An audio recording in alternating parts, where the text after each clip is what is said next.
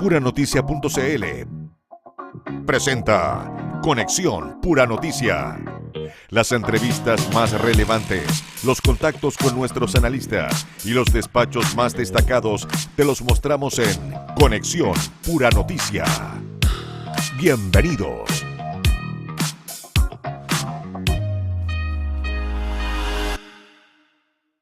Muy buenas, ¿qué tal? Mi nombre es Antonia Benítez y les doy la bienvenida a Conexión Puranoticia.cl, el espacio que revisa las entrevistas y contactos más destacados de nuestra programación de esta jornada. Saludamos a todos quienes nos escuchan a esta hora por nuestra señal de radio y a quienes nos sintonizan a esta hora en el Gran Valparaíso por la 102.5 FM, a quienes nos escuchan desde la provincia de Petorca, Puchuncaví, Hierro Viejo, Zapallar por la 90.9 FM. También a todos quienes nos sintonizan en el canal 177 de Zapping, en la aplicación de Canal 13 América Vivo y por supuesto también desde nuestra página web de www.puranoticia.cl. Y ahora nos vamos con informaciones en relación a nuestra región, porque el anuncio realizado por el delegado presidencial regional de Valparaíso, Manuel Millones, respecto a la intervención del Servicio de Salud Valparaíso San Antonio, abrió un nuevo capítulo en la crisis que arrastra uno de los organismos más cuestionados de la red pública regional. La medida se adoptó tras una serie de críticas acumuladas por problemas de gestión, retraso en proyectos hospitalarios y también denuncias sobre una excesiva injerencia política en cargos estratégicos de la institución. Bajo ese contexto, el presidente de la Comisión de Salud de la Cámara de Diputados, Andrés Celis, estuvo acá con nosotros en Pura Noticia Matinal, instancia donde aseguró que trabaja para que a operadores políticos en servicios de salud se les solicite que den un paso al costado. Y en otros temas, el diputado también adelantó que solicitará información oficial y formal de lo que va a suceder con el aeropuerto de Concón. Ya estamos conectados con el diputado Andrés Celis. ¿Cómo está, diputado? Bienvenido, buenos días. Buenos días. Voy a dejar sin ruido mi celular para que no interrumpa. ¿Cómo está, diputado? Yo veo pregunta. obligado, yo pensé que estaba, yo dije, no va a estar a la intemperie. ¿Cómo está, diputado? Bienvenido. Bien, ¿y tú? Acá estamos, trabajando, dándole, y preocupados por nuestro Concón. Quiero, antes de ir al tema salud, que nos convoca, ¿cierto, diputado? ¿Qué le parecen las declaraciones del gobernador Mundaca, que nos da a conocer en entrevista en Pura Noticia, que su gobierno, el de CAS, nos dejó sin aeropuerto aquí en Concón? Leí la entrevista y escuché las declaraciones del gobernador Mundaca, pero él dijo que él interpretó al ministro de Obras Públicas, partamos por eso, sobre que este proyecto de la dijo que meterlo al cajón. Dijo otra palabra, Encajonar. Encajonar. O sea, primero, yo le digo respeto al gobernador Mundaca, me gustaría hablar con el ministro de Obras Públicas primero, para preguntar cuál es el timing del aeropuerto en Concón. Si le señaló ese concepto y se expresó con esas palabras, me gustaría preguntarle al ministro de Obras Públicas si es cierto o no es cierto, y en definitiva conocer lo oficial y lo formal respecto a este proyecto. Porque uno en la vida no puede andar caminando o viene ejerciendo actos de gobierno o de responsabilidad pública por dimes y diretes, por lo que yo pensé que dijo, por lo que me habría señalado. No, yo voy a solicitar información oficial y formal respecto de lo que va a suceder con el aeropuerto de Concón, más conocido como el aeropuerto en Viña del Mar, para ver si estos 43 millones de dólares, si bien recuerdo, se van a invertir o no, y en el caso que no se inviertan o no se comience con este año, cuál es el proceso o las formalidades que se esperan seguir para poder finalmente llegar a la construcción o a la habilitación, para que este sea un aeropuerto comercial. ¿Sería un retroceso en caso que el gobierno decidiera y las palabras de encajonamiento y la interpretación del gobernador fueran reales, que nos quedáramos sin aeropuerto, no? Sería un retroceso siempre y cuando los compromisos adquiridos por el anterior gobierno sean realistas.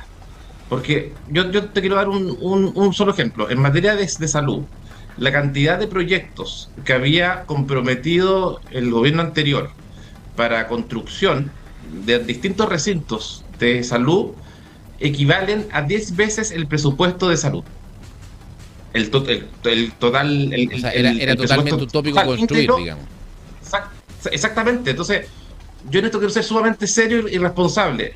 Yo desconozco si el gobierno anterior, en distintas obras, en distintas licitaciones, comprometió mucho más allá del presupuesto. Y de ser así, lo que me cabe a mí, como diputado, fiscalizador, es el compromiso de este gobierno, siendo realista, de cómo se van a desarrollar los distintos proyectos en las diversas áreas que implica no tan solo el Ministerio de Obras Públicas, sino como el Ministerio de Salud. Y te reitero, la cantidad de proyectos comprometidos por el anterior gobierno comprometían 10 veces el presupuesto de salud. O sea, recién en 10 años tendrías que agotar todo el presupuesto de salud para poder levantar esos proyectos comprometidos por el anterior gobierno, reitero, en materia de salud.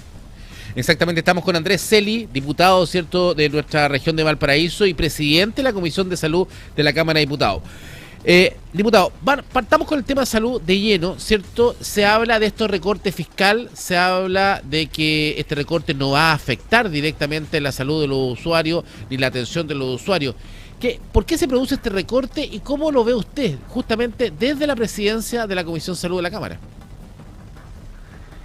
Te reitero la misma sintonía de lo que señalé anteriormente. Aquí hay un anuncio que se van a recortar, en el caso de la región de Valparaíso, cerca de 6.000 millones de pesos en los distintos hospitales de los distintos públicos de salud en la región. Lo que me han señalado verbalmente, yo ya oficié para que aquellos me contesten de manera oficial. Primero, que van o dicen relación con recortes en bienes y servicios, en contratos de bienes y servicios. Segundo, en las horas extraordinarias.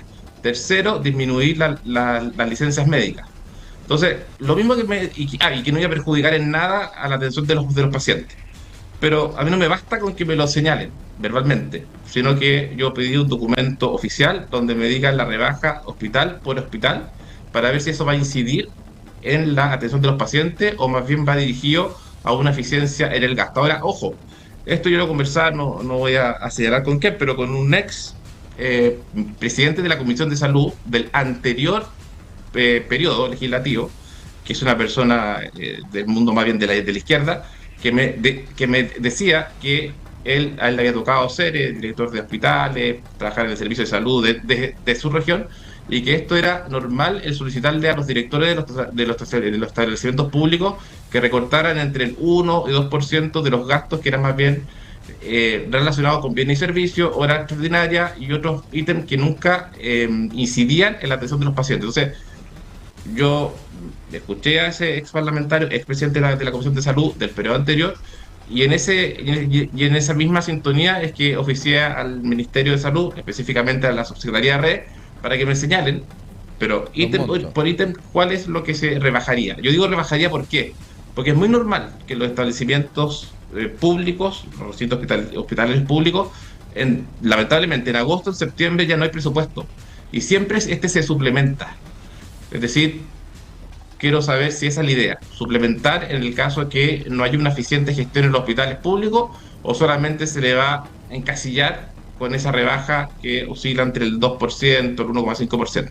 Vamos a la eficiente gestión, diputado, y yo creo que uno de los temas que es interesante en el debate, saber, porque a ver, aquí tenemos dos realidades. Primero, claro, nos falta plata en los servicios de salud, eso es un punto, y tenemos claro, nos falta plata en los servicios de salud y nos falta plata en los hospitales. Llegamos a septiembre y nos quedamos sin plata, ¿cierto?, en los presupuestos. Eso es un punto, es una realidad. Pero también tenemos otra realidad, cómo estamos gastando la plata en los servicios de salud y dónde estamos poniendo los énfasis. Porque hay mucho cargo y hay mucho personaje contratado en los servicios de salud que ocupa un cargo administrativo. Lo conversábamos con Ignacio Latorre, presidente del Colegio Médico, y no sabemos, dentro del presupuesto de un hospital, por ejemplo, o de un servicio de salud, cuánto de su planta, cuánto de su gasto corresponde a gastos administrativos que no van asociados a la atención de salud. No sé si me explico. No conocemos ese detalle. A ver, eso es la parte o el ingrediente político que hay, lamentablemente, en cada uno de los servicios de salud de Chile. En el caso de la región de Valparaíso, los 3 servicios de salud. Y eso es un dato que nosotros ya estamos solicitando a los, lamentablemente, directores subrogantes en Valparaíso, San Antonio, En Viña Quillota estaba Petorca, ya la directora titular de Aconcagua. Pero lo que tú dices es cierto, hay una cantidad de operadores políticos, yo lo digo con nombre y apellido, me da exactamente lo mismo que sean de derecha, izquierda o centro, o extrema izquierda, o extrema de derecha, pero eso es un dato real. Y nosotros tenemos que ser lo suficientemente responsables para que en este gobierno, aquellos que son operadores políticos, vengan de donde vengan, vengan de Bachelet, vengan de Lago, vengan de Piñera, da lo mismo, vengan de Boric, se les solicite que den un paso al costado. Y eso es lo que nosotros estamos trabajando, no presionando, pero sino trabajando con los directores que están hoy día en su calidad de subrogantes para que hagan un análisis de aquellos que realmente aportan a la atención de los pacientes y aquellos que solamente están ahí por un favor político y su función es operar políticamente. Bueno, usted ha dado en el clavo, que es la segunda discusión, ¿cierto? Porque claro, estamos claros que hay grandes operadores políticos hoy día en los servicios de salud, pero también tenemos que diferenciar si la gente que se contrata en el servicio de salud es por un tema técnico o un tema político. Y se lo pongo directamente por Janet Vega, ¿cierto? Que no tiene nada que ver conmigo, ¿cierto? Pero es la subdirectora del Hospital de San Antonio. Pero cuando uno ve el currículum de Janet Vega, diputado, independiente de su trayectoria política, independiente de su pasado político, uno ve el currículum de ella y técnicamente parece estar incluso con más competencia de las que puede para el cargo. Entonces, solamente vamos a sacarla porque piensa distinto y no vamos a ver el lado técnico de la persona que está contratada. No, y por eso en lo personal yo critiqué la designación de la doctora Vega, porque para poder opinar hay que ver la película completa. Ella primero, cuando asume este gobierno, solicitó trasladarse al hospital digital.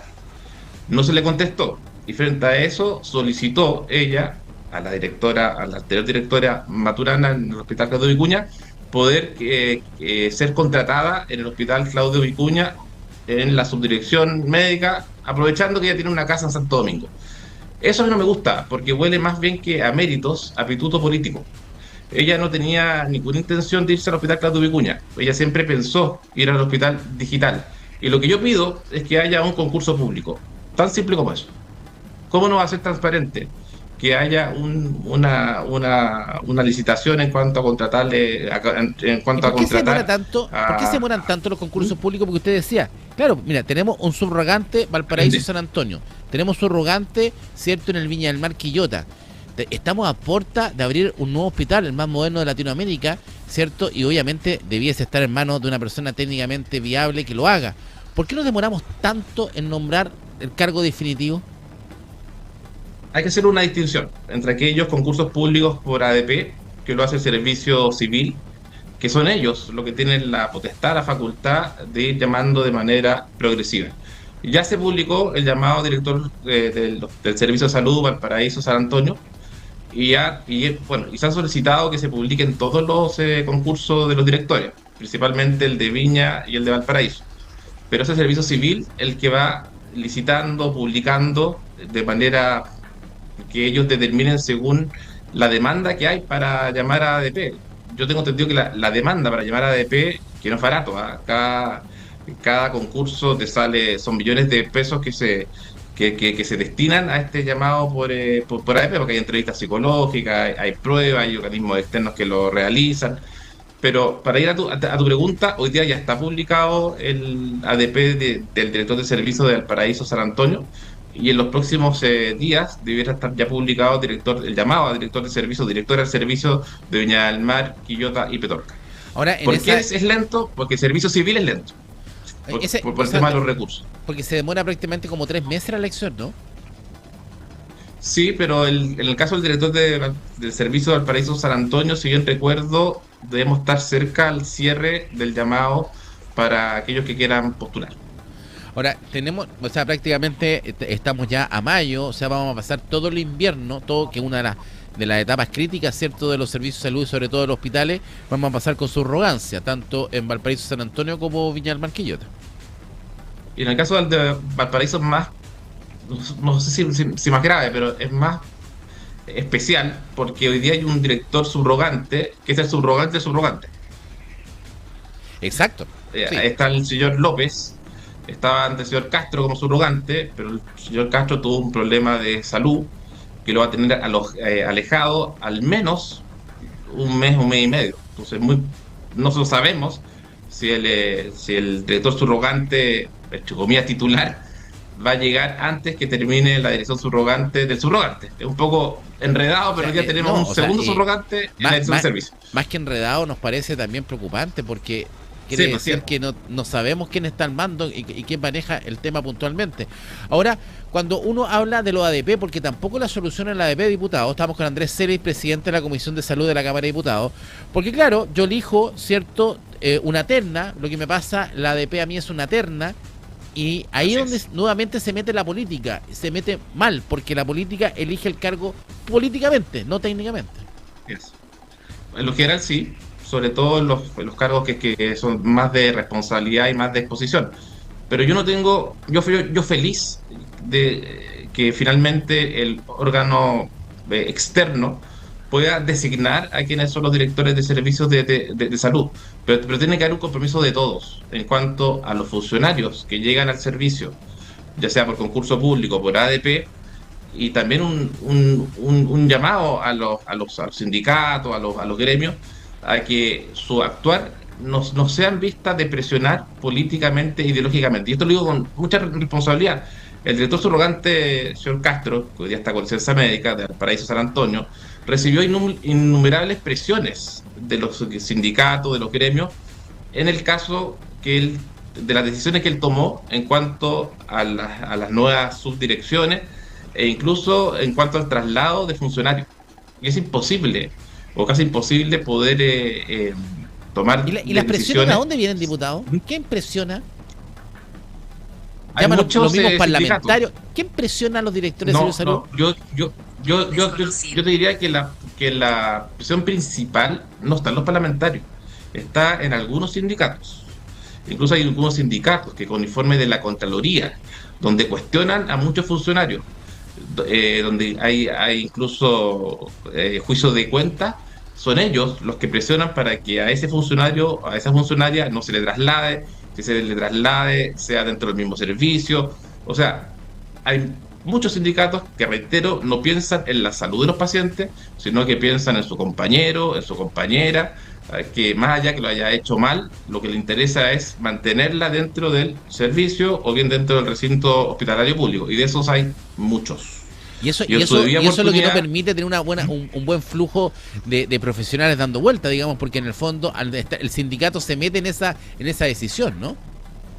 Sí, yo te voy a dar un solo ejemplo. En el Hospital Van Buren, espero que esta persona ya lo siga trabajando, hubo una familia que trabajaba en el Hospital Van Buren. Y digo familia porque eran por lo menos 3 integrantes de la familia. Y ellos marcaban horas extraordinarias el día domingo, sábado en pijama. Esa denuncia fue realizada y la Contraloría obligó a que esas personas ya no podían seguir trabajando, e incluso a que tenían que devolver todos aquellos dineros que habían percibido mal habidos. Hasta hoy día le hago una pregunta al quien esté director del Hospital Van Buren, al director del Servicio de Salud Valparaíso San Antonio, si esa persona reintegró los fondos a la Contraloría. Yo creo que nos vamos a llevar sorpresa. Y como ese ejemplo, te puedo dar 10, 20, 30, hasta 50 ejemplos distintos, donde los sindicatos en el fondo, más bien guardan silencio y presionan. Entonces, cuando uno habla del recorte a la salud, efectivamente quizá va justamente apuntado a este tipo de actitudes. Cuando uno habla del recorte, es decir, aprovechemos mejor, porque por una parte tenemos ese problema. Sabemos que existe plata mal gastada en los servicios de salud, pero también sabemos que nos falta plata para terminar el año. Entonces, cuando hablamos de recorte, claro, nos asustamos, ¿cierto? Y además que el presidente, pucha, como su credibilidad, su presidente por diputado, no ha tenido mucha credibilidad que digamos, pues se sale con metáforas, sale con hipérbole, entonces uno no sabe cómo mucho atenerse. O sea, ¿cómo arreglamos hoy día la problemática al interior de los servicios de salud? El recorte tiene que ser entregado por ellos mismos, la misma autoridad debiese decir aquí recorto, o debiese la autoridad central que diga recorte ahí. Yo creo que más allá que sea el mismo servicio que recorte o la autoridad central, que en este caso el Ministerio de Salud, lo que interesa es la transparencia en la información de las disminuciones de los gastos. Si a mí me dicen que va a ser para contratar a menos personal que en cuanto a que te decía en la hora extraordinaria, yo tendré que ver a qué profesionales se refiere. Si me señalan que, otro ejemplo, que las jeringas se compren al valor de mercado y no que a un valor de 10 veces más, creo que eso apunta más a una eficiencia en el gasto. Si a mí me dice el subsecretario de Redes, mire, esta disminución de gasto está pensada que en el mes de agosto, nosotros al revisar el gasto en el presupuesto de cada recinto hospitalario público vamos a ir suplementando en la medida que haya un gasto eficiente.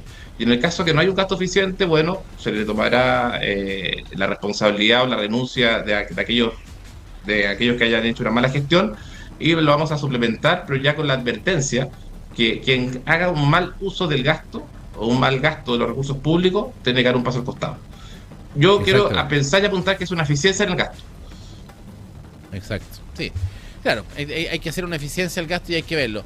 Diputado, bueno, vamos a estar muy atentos. Oiga, quiero terminar con el 76% de la gente que entendimos que efectivamente cuando el presidente José Antonio Kast era candidato, entendimos que él dijo que iba a expulsar a 300.000 migrantes cuando él asumiera. ¿Qué entendió usted en esa época? ¿Entendió que iba a ser así o pensó que era una metáfora? Yo pensé que él tenía información respecto a Venezuela, a Perú, a Bolivia, que nosotros desconocíamos y que nos iba a sorprender. Y yo me quedé con eso, con que él tenía antecedentes reservados, privados, que a lo mejor cuando él asumiera nosotros íbamos a considerar que eran valiosos y que finalmente esto se iba a concretar. No por una gestión directa de él en nuestro país, sino que por esta alianza o acuerdo con los demás países limítrofes. Lamentablemente eso no fue así, yo lo dije públicamente. Yo creo que cuando uno comete un error, uno lo que tiene que hacer es pedir disculpas. Y a mí me parece que eso engrandece a las personas. Entonces, señalar que no fue una metáfora, que se refería a otro concepto, se enredó más. Creo que más se enreda. Sí, creo que mira, lo más fácil es pedir disculpas cuando uno de verdad siente que cometió un error. Yo creo que la gente lo valora mucho más. Es verdad. Bueno, tenemos una semana de discusión en el Congreso, está en la Comisión del Trabajo, en la Comisión del Medio Ambiente, ¿cierto? Lo que es directamente esta famosa ley miscelánea de reconstrucción, se va al Senado. ¿Cuál debiese ser el rol de Renovación Nacional aquí en esta discusión? Algo más de comparsa, como la hemos determinado en una editorial, ¿cierto? Con el gobierno, ser más crítico. ¿Cómo ve el rol de Renovación Nacional? Paulina Núñez fue clara, dijo, le pidió hasta prudencia al presidente. ¿Dónde va a jugar RN? Es jugar con las propuestas, con ser un partido constructivo, positivo, y te lo quiero resumir en un minuto.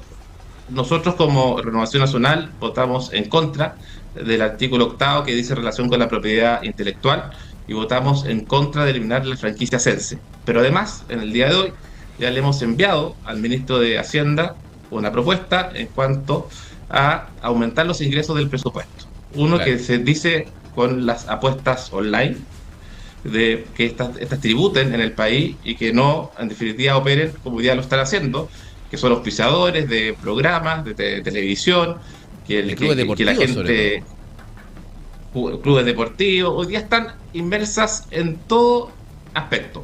Segundo, los cigarros electrónicos, que creemos que debiera, la ley de los vapeos, que debiera haber un aumento en lo que ellos pagan. Y el tercero que nosotros le propusimos, no lo recuerdo ahora, pero el comunicado va a salir en un par de minutos más, así que lo va a tener. Pero tuvimos una reunión ayer domingo en la noche con la bancada de Renovación Nacional. Mira. Como RN, sí, a las 9 de la noche, y ahí analizamos el tema, pero nosotros le hemos solicitado al gobierno que no reponga las indicaciones, o sea, que no reponga la votación tanto de la franquicia Celce, de su eliminación, y tampoco que reponga lo que se refiere a la propiedad intelectual. Y eso, si lo quiere finalmente discutir, que lo haga en el Senado. Pero nosotros, si lo repone el gobierno, vamos a votar en contra. Ahora, ¿se entendió el tema de la propiedad intelectual luego de conocerse este fin de semana por publicación de la tercera? Las reuniones, ¿cierto? No por ley del lobby de la ministra Lincolao con Google y Meta. Yo creo que el mercado no entiende, el mercado todavía no entiende, ni la ANP, lo decía yo al inicio del programa, ni la Archi, no entienden la gravedad de lo que es el tema de Google y Meta. No entienden la gravedad. Y es lo que tiene muerto a muchos medios de comunicación. Diputado, para terminar, no hay posibilidad, en esta reunión no se trabajó en la reunión con los parlamentarios, la bancada de Renovación Nacional, la posibilidad de modificar el concepto del IVA a las viviendas y apostar por la idea de Evelyn Matei del pie cero. No se discutió en la reunión de bancada. Sí, es una idea que nosotros esperamos que en el Senado se pueda debatir. O sea, tenemos la posibilidad que en el Senado y ahí la apuesta de Renovación Nacional. Bueno, la verdad es que estamos bien esperanzados del rol que tiene que cumplir RN. ¿eh? Espero que sea un rol de respuesta al electorado y no de comparsa. Vamos a estar ahí persiguiendo. Sí, porque además lo va a cumplir, se va a notar en la Cámara de Diputados y Diputadas y se va también a notar en el Senado. Yo te reitero, hemos hecho llegar ya las propuestas, estas se trabajan con Matías Acevedo, que fue una persona que estuvo con puesto bastante importante en el gobierno del presidente Piñera. Y te reitero, la de los cigarros electrónicos, más bien conocido como la ley de vapeo, el tema también de las apuestas online. Y hay un tercero que si me da un segundo te lo puedo decir, Coque. Aquí está. Y los otros son... Es importante el rol de Renovación Nacional justamente en esta discusión de la ley miscelánea. Tenemos, porque es una de las bancadas más grandes y en el Senado es la más importante derecha, ¿no? En el Senado la bancada de Renovación Nacional. Es la más importante y la más grande. Es la más grande. Es la más grande, sí, es la más grande. Te lo voy a mandar, Coque, para que lo puedas leer internamente. Perfecto. Ya, diputado. ¿Ya? Muchísimas gracias por este contacto. Okay. Estamos en línea.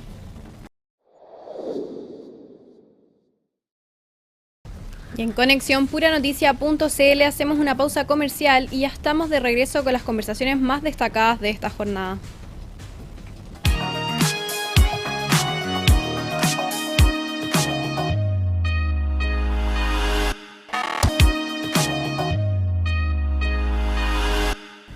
Ya estamos de regreso en Conexión Puranoticia.cl y seguimos con informaciones de nuestra región, porque el municipio de Valparaíso dio a conocer los resultados preliminares del primer informe de la auditoría externa realizada por CIS Consulting Servicios Profesionales, el cual revisó la situación financiera y administrativa de la Casa Edilicia durante la gestión del exalcalde Jorge Charp en el año 2021 y 2022, proceso que forma parte de una investigación que también contempla el análisis de los años 2023 y 2024, así como un informe final que consolidará conclusiones, posibles responsabilidades y propuestas de mejora. De acuerdo con el preinforme entregado por la empresa auditora, la entidad comunal presentaba un equilibrio financiero principalmente contable, pero no efectivo en términos de caja. Y para abordar más sobre esta polémica situación, estuvo con nosotros el propio exalcalde Jorge Charp, quien afirmó que el documento detecta debilidades, pero también destaca superávit, bajo nivel de deuda y aumento de ingresos durante su administración. ¿Cómo está, Jorge? Bienvenido, tocayo, a puranoticia.cl. Hola, Jorge, muy buenos días, gracias por la invitación. ¿Cómo estás tú? Aquí estamos, muy atentos. ¿Está en Valparaíso? ¿Está en Punta Arenas? ¿Está acá ya? Sí, no, en la zona hace rato ya. Ya estamos de vuelta. Frías mañanas hemos tenido. Oiga, sí. Jorge, frías mañanas y frías relaciones estamos teniendo con Camila Nieto, Frente Amplio. A ver, contextualicemos, ¿cierto? Estamos hablando de un informe famoso que tira Contraloría, que le pide explicación al municipio. El municipio no contesta. Finalmente, la auditoría externa detecta pagos por cerca de 196 millones de pesos en hora extra extraordinaria observada entre los años 2021 y 2022, años de su gestión, ¿cierto? Y usted dice que el informe no concluye que las horas extras fueron mal pagadas, pero sí habla de pagos improcedentes y ausencia de un marco normativo. O sea, a ver, las horas extras existieron, pero hubo ausencia de marco normativo. ¿No es lo mismo eso? Eso es lo que uno no entiende. ¿Cuál es la falla grave? ¿Cómo reconoce usted una falla grave en su administración? ¿O no hubo falla grave? A ver, primero, Coque, comentarte que yo reivindico, voy a partir con una idea general. Dale. Después puedo hacer, si gustas, algunos comentarios como más de orden de análisis político, pero yendo a responder tus preguntas. Primero, yo reivindico el hecho de que cualquier gestión pueda plantear la necesidad de hacer una auditoría para poder revisar lo que se ha hecho en un municipio. O sea, una auditoría es una herramienta muy útil para mejorar la gestión, siempre y cuando el objetivo de la auditoría sea precisamente mejorar la gestión.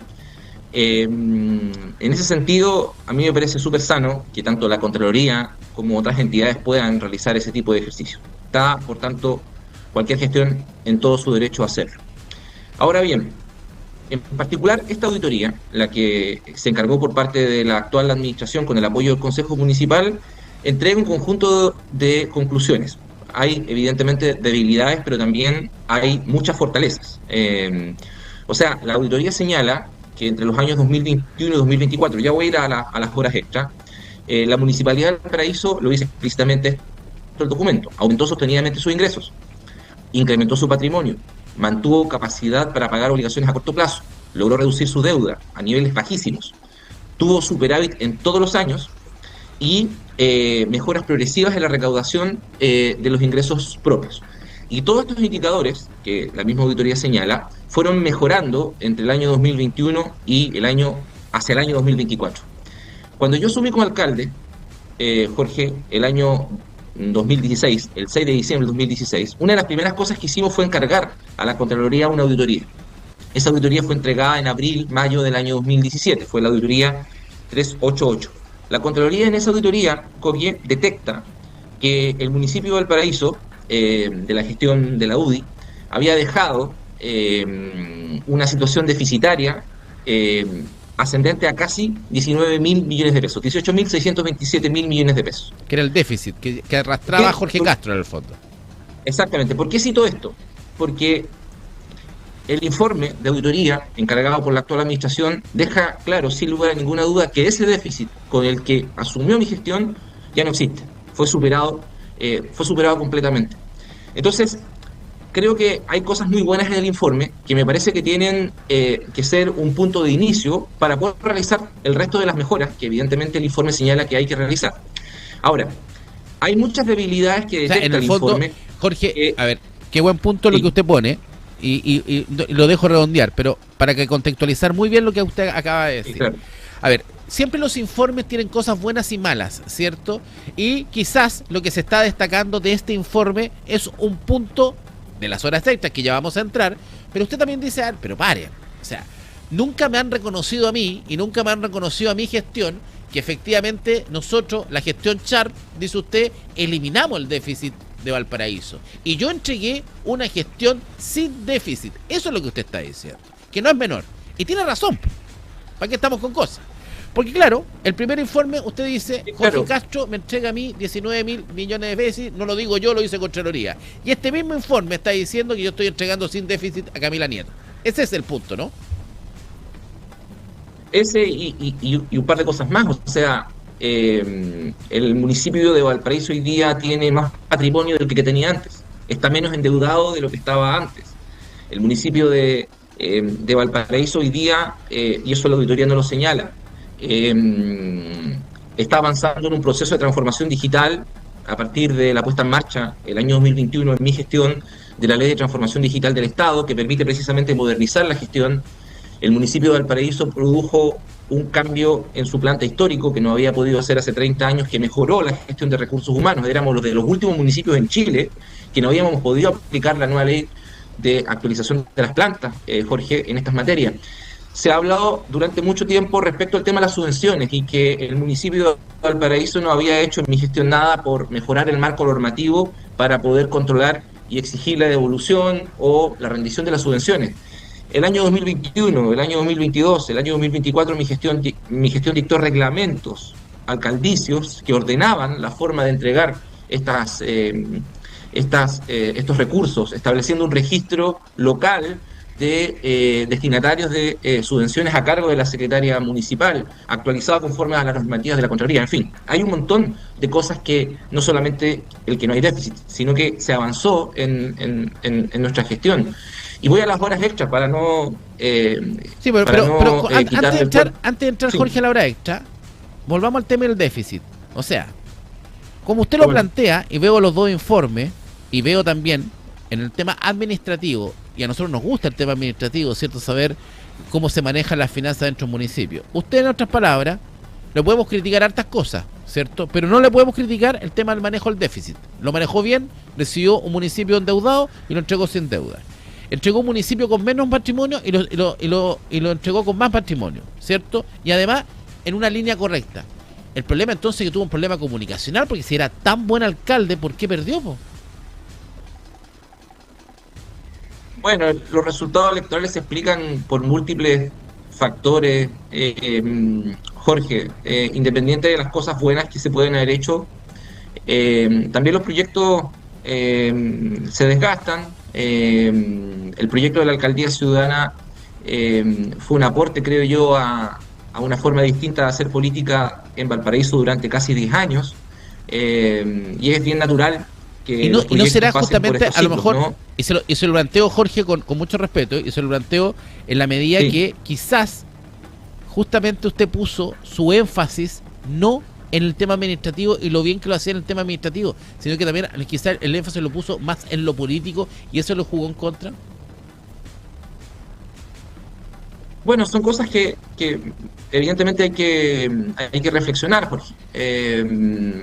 Por lo menos en lo personal, estoy en un momento donde he retomado mi profesión, volví a estudiar y siempre es un momento para poder pensar bien qué fueron las cosas que se hicieron bien antes, qué es lo que se hizo de una forma errada. Es un buen momento para poder reflexionar, salir de la contingencia. Lo mismo está haciendo el movimiento del que soy parte, Transformar Chile, está en un momento de reflexión para poder orientar bien el trabajo en los próximos años. Y son todas estas cosas que nos van a ayudar a hacer aquello. Ahora, dicho eso, vamos a la hora extra. Igual es justo plantear, Jorge.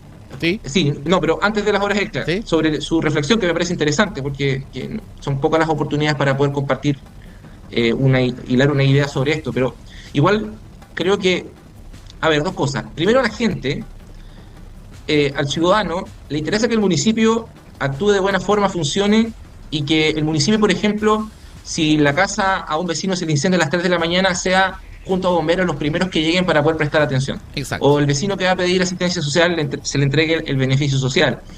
O en definitiva, la comunidad que espera que una escalera se repare. O sea, a la gente no le interesa el proceso que está detrás, a la gente le interesa que el municipio llegue y sea eficiente. Claramente que el buen uso de los recursos públicos es algo importante y los municipios siempre tienen que, o cualquier institución del Estado, ajustarse a aquello.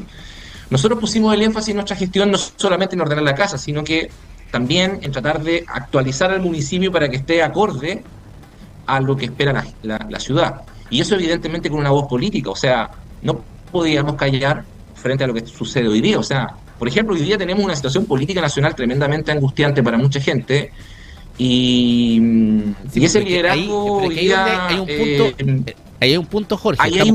Estamos con Jorge Char, exalcalde de Valparaíso. O sea, a ver, usted dentro, por eso le digo, uno puede criticarle a Jorge Char muchas cosas. Por ejemplo, el acto de la bandera. ¿Se acuerda el acto de la bandera? Horrible, ordinario, cuando pasan la bandera por qué parte. Y estaba bajo su gestión, ¿cierto? Y uno que miraba, mira, Jorge Char, cómo tiene Valparaíso. Pero uno le puede decir a Jorge Char también que tenía un sistema de salud, de farmacia, y un sistema de salud municipal, de reforzamiento, entrega de medicamentos, de una estructura, temas dentales que era maravilloso, ¿cierto? Entonces, uno dice, la equivocación de Char no viene en la administración del municipio. Usted sabía administrar. El problema venía en el discurso político. Esa es la mirada que uno miraba afuera, para poder entender por qué su proyecto no continúa. Porque si administrativamente iba por buen camino, su primera mirada con el puerto del Valparaíso fue bastante distinta. Termina apoyando un acuerdo por Valparaíso, termina cerrando. Mira el proyecto del Parque Barón, que es dibujado por su gestión justo con la gestión de Piñera. Piñera a uno de los primeros alcaldes que invita a la moneda a usted. Entonces, por eso le digo, quizás la equivocación máxima fue en el discurso político de politizar una gestión municipal más que de efectivamente cumplirla, porque cuando uno ve los números, se cumplió. Creo que hay que dividir los planos, porque a mí me parece, bueno, gracias por la reflexión, a mí me parece de que una de las cosas que en términos políticos, si usted me permite, quedó pendiente o es una autocrítica a realizar, es el hecho de que los movimientos o el movimiento del que soy parte en su momento no fue capaz de construir o generar mucho más fuerza para hacer un proyecto en lo político mucho más sólido. Lo reconozco, o sea, proyectos, formas de construcción, articulación con otros y con otras. O sea, me parece que efectivamente después de que nosotros tomamos la decisión de, correctamente creo yo, dar un paso al costado del Frente Amplio,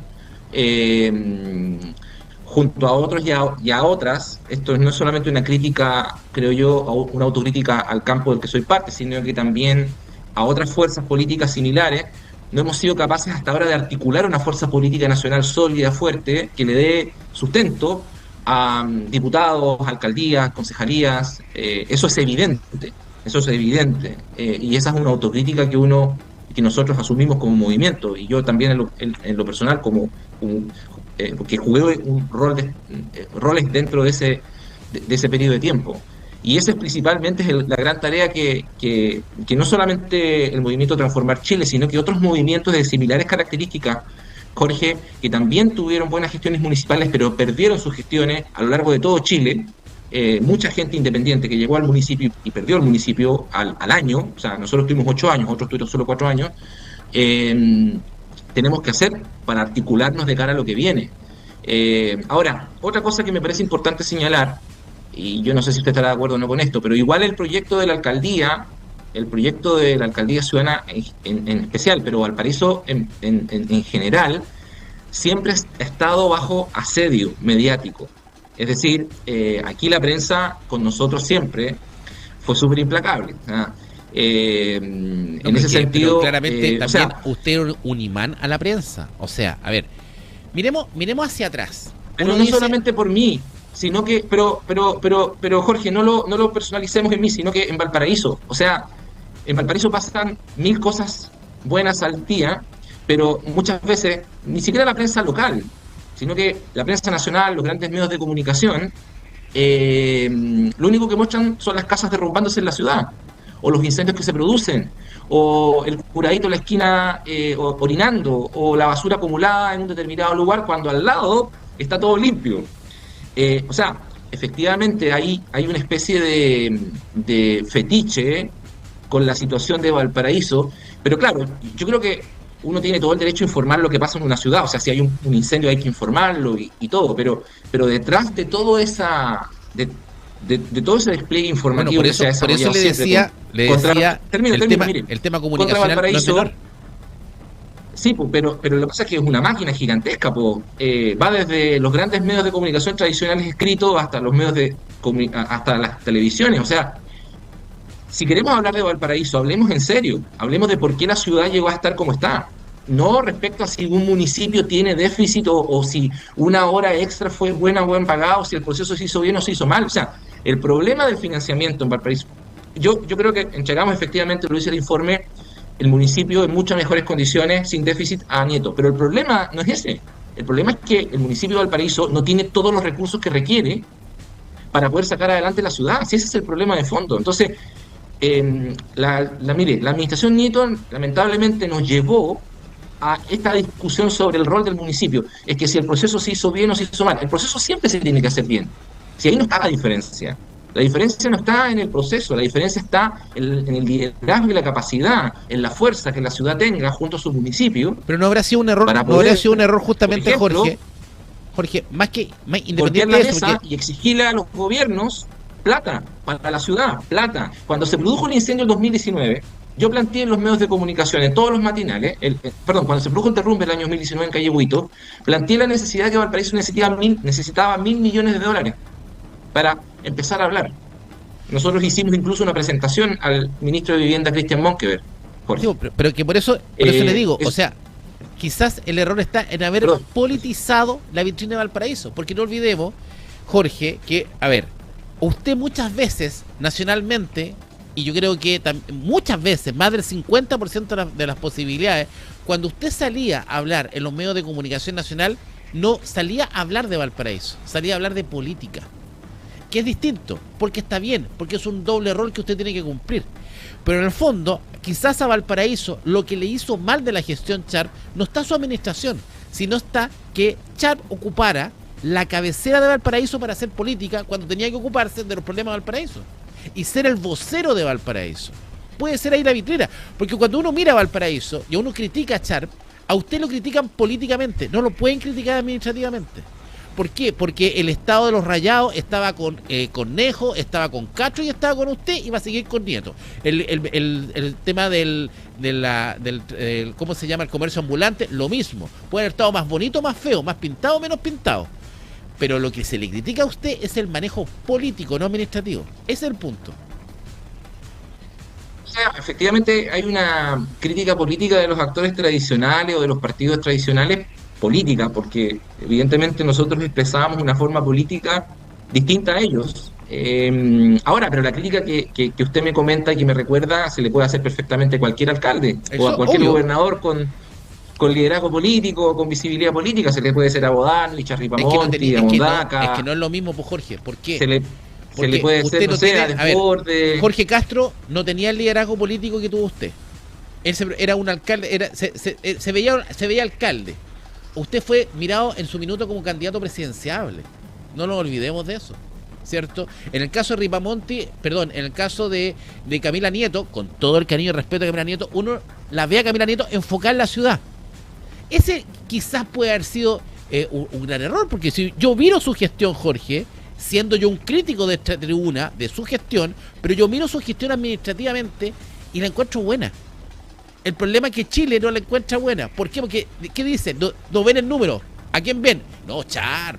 Pero mira, si Sharp ni con Boris se puso a llevar bien. Entonces, ese es el punto. Bueno, ahora, creo que la tarea, Jorge, ahora es importante. Yo me quedo con el número que usted dice del déficit, porque yo sé cuánto le costó trabajar a usted su equipo. Y de hecho, en otros municipios, su equipo hoy día es parte de otros municipios también, de que era parte suyo, ¿cierto? Y de otras entidades. ¿Por qué? Porque han trabajado bien el tema. Ahora, ¿cómo recuperamos Valparaíso? Porque esa es la gran pregunta. ¿Qué nos interesa? ¿Cómo avanzamos? Porque efectivamente creo que ha habido un pequeño retroceso con Camila Nieto, sobre todo en temas administrativos, ¿o no? Estamos con Jorge Sharp. Ahí se nos quedó pegado Jorge Sharp. ¿Sí? Ahí sí, Jorge. O sea, me parece de que el camino de Valparaíso, Jorge, y eso tiene que ver también con la capacidad política que tuvo el proyecto de la Alcaldía Ciudadana de instalar temas, está puesto, me da la impresión, por el marco que da el acuerdo por Valparaíso. O sea, mire, yo sé que esto puede ser polémico para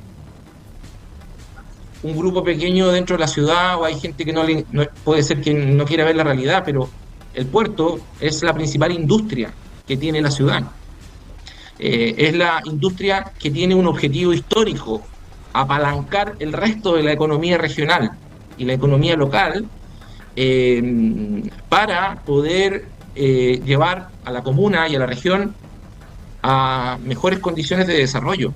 Cuando nosotros suscribimos el Acuerdo Valparaíso, que fue un ejercicio de construcción transversal en términos políticos, fue un acuerdo que firmó no solo el presidente, sino que el gobernador Mondaca, el presidente de la empresa portuaria. Hoy día el Acuerdo por Valparaíso está defendido desde la Cámara Chilena de la Construcción, la CPC local, hasta la UNCO. Así de transversal logró ser el Acuerdo por Valparaíso. A ver, el Acuerdo por Valparaíso todos lo firmaron, pero el acuerdo más utópico que hemos tenido, si eso no va a servir, Jorge. Tengo mis dudas. Va a depender de si los actores que hoy día están en primera línea son capaces de utilizarlo correctamente. O sea, si la empresa portuaria va a estar a la altura, si el municipio va a estar a la altura. Por ahí partimos mal, ¿Usted cree que la empresa portuaria va a estar a la altura cuando se están peleando los cargos? ¿Quién reemplaza a la presidenta? Si es del Ledantec, o si es el amigo de la senadora, o el amigo de Ludi. Si lo están pensando en el puerto. Es una pena si es así, Jorge. Yo creo que siempre el ha sido Acuerdo por Valparaíso es una oportunidad. Es que por eso las cosas están así en Valparaíso, porque siempre han sido así, po. O sea, perdone que le diga, tuvo que llegar un proyecto en términos de la gestión municipal, por ejemplo, distinto como el nuestro para romper esa inercia y entregarle a la ciudad un municipio más fuerte, más cercano a la gente. Bueno, aquí creo que pasar lo mismo, o sea, tiene que romperse alguna ¿Usted se volvería a postular como alcalde de Valparaíso? No. ¿Por ningún motivo? A pesar que lo ha hecho bien, a pesar que manejó, ¿no será que a lo mejor usted pueda volver desde el municipio a liderar ese proyecto que hoy día criticamos desde afuera? Estoy en otra etapa en la vida, Jorge. Estoy con otros proyectos, en lo personal, en lo familiar, en lo profesional. Me interesa mucho evidentemente la política. Voy a seguir estando presente, pero desde otro lugar, desde otro con otra mirada. O sea, a mí me parece de que hay temas dentro del país que la izquierda, una política distinta, una forma distinta de hacer política tiene que abordar. Creo que hay todo el tema ambiental, las cuestiones vinculadas al modelo de desarrollo. O sea, hoy día, por ejemplo, en Chile hay toda una discusión vinculada a por qué Chile no crece, por qué la productividad está estancada. Bueno, no hay respuestas novedosas o innovadoras respecto a esos temas, que son los temas que importan. Son grandes temas. Bueno, a mí me interesa estar vinculado a esos grandes temas, porque esos grandes temas tienen que tener la capacidad de impactar directamente a los territorios, al lugar donde vive la gente, que fue un poco lo que hicimos con el Acuerdo por Valparaíso. Un gran tema, que es el Acuerdo por Valparaíso, que es un tema por arriba, es un tema macroeconómico, es un tema del comercio exterior, es un tema vinculado a grandes empresas, a la relación que tienen con el Estado. El Acuerdo por Valparaíso lo que buscó fue bajarlo al territorio y buscar de que ese acuerdo apalanque la economía local, para que el vecino y vecina del plan de Valparaíso, de los cerros de Valparaíso, pueda sentir que su puerto le aporta a su vida cotidiana concretamente. A mí esos temas me interesan. Espero sinceramente que las autoridades que están hoy día aprovechen ese marco, porque ese marco yo cuando asumí no lo tuve. Cuando yo asumí tenía, junto al equipo que me acompañó, teníamos un muy mal proyecto de expansión portuaria donde nosotros tuvimos que oponernos a ese proyecto, y eso nos valió de un sector del empresariado, de la prensa. Perdimos mucho tiempo con su posición. Claro, pero es que no podíamos hacer otra cosa, Jorge. Si querían instalar una pared de contenedores. Por eso le digo que, pero Jorge, que el acuerdo por Valparaíso es bastante utópico. Jorge, no, es que tú no puedes estar de acuerdo con un mal proyecto, serías muy mediocre. Si fueses así. O sea, porque lo que se quería hacer con el primer proyecto era poner una pared de contenedores hasta la calle Edwards. Pero ahora en la pared de contenedores, si fuera por el concepto de pared de contenedores, la única diferencia con el proyecto nuevo es que se quiere instalar 2 cuadras más allá, en la playa San Mateo. O sea, es lo mismo. El proyecto nuevo es distinto. El proyecto nuevo tiene un muelle de crucero. El proyecto nuevo tiene una serie de obras que le van a cambiar la cara. El proyecto nuevo tiene una serie de ideas que para lograr concretarlas nos podemos demorar 15 años más, Jorge. Bueno, pero eso depende, eso ya no depende de... Sí, pero eso depende... Yo también puedo tener como proyecto construir una carretera maravillosa entre Valparaíso y Viña del Mar por el mar y traer el tren hasta Curao. Pero ¿tiempo cuánto me va a demorar? Valparaíso ya no espera más, ya perdimos tiempo. Mira cómo nos pasó por arriba a Chancay. Ahora, bueno. Eso depende, Jorge, pero eso ya depende de los actores que hoy día están en los puestos. Eso es lo que más me preocupa a mí. Lo que me preocupa a mí son los actores que están hoy día, porque yo siento que la empresa portuaria de Valparaíso, mientras siga manejada por los personajes que están, y mientras se sigan eligiendo políticamente y no técnicamente, nuestra empresa portuaria de Valparaíso va a seguir siendo un botín político. Y por eso estamos como estamos. Pero bueno, Jorge, nos vamos. Oiga, yo con usted pasaría horas conversando, pero buen punto lo del informe, y yo creo que ahí está una mirada distinta del tema del déficit, y yo creo que efectivamente debería dar una vuelta. Yo creo que no descarte, queda tiempo todavía para la próxima elección municipal. O sea, mire, yo creo que lo bueno es que, en términos ya más políticos, un comentario final, que todo ese relato catastrofista que se construyó durante 2 años de mi gestión quedó en evidencia que no era real. Exacto. Ese es buen punto. Y eso creo que es muy positivo, mire, para la ciudad, porque la ciudad tiene o va a tener o tiene un mejor municipio, más que para Jorge Char o para alguien en particular. Así que espero que todas las cosas buenas que se hicieron durante 8 años se aprovechen para poder seguir avanzando. A la gente no le interesa la nota al pie de página de la página 40 del informe de auditoría externa del municipio. A la gente le interesa que su municipio esté a la altura de lo que espera Valparaíso. Y está claro que administrativamente es cierto, el municipio de Valparaíso en sus 8 años creció y estuvo mucho mejor que antes. Y eso es un punto. Gracias, Jorge. Buen día. Gracias, Jorge. Bueno, y con estas entrevistas destacadas hemos llegado al término de esta edición de Conexión Puranoticia.cl. Mi nombre es Antonia Benítez y los quiero invitar a que siga la sintonía por nuestra radio, web y televisión, ya que ahora desde las 18 horas los acompañará Camila Rate en Pura Noticia PM. Y desde las 20 horas, Leonel Alegría en la noche de Puranoticia.cl. Quédense en contacto con nosotros durante la tarde para obtener más informaciones de la región, de Chile y de todo el mundo. Usted nos ve, nos escucha y también nos lee. Puranoticia.cl, las noticias como a ti te gustan. Puranoticia.cl presentó Conexión Pura Noticia. Fue un resumen con los principales contactos y los más interesantes invitados que te hemos presentado en nuestra programación. Sigamos conectados en la televisión, en la radio, en la web. Somos Puranoticia.cl.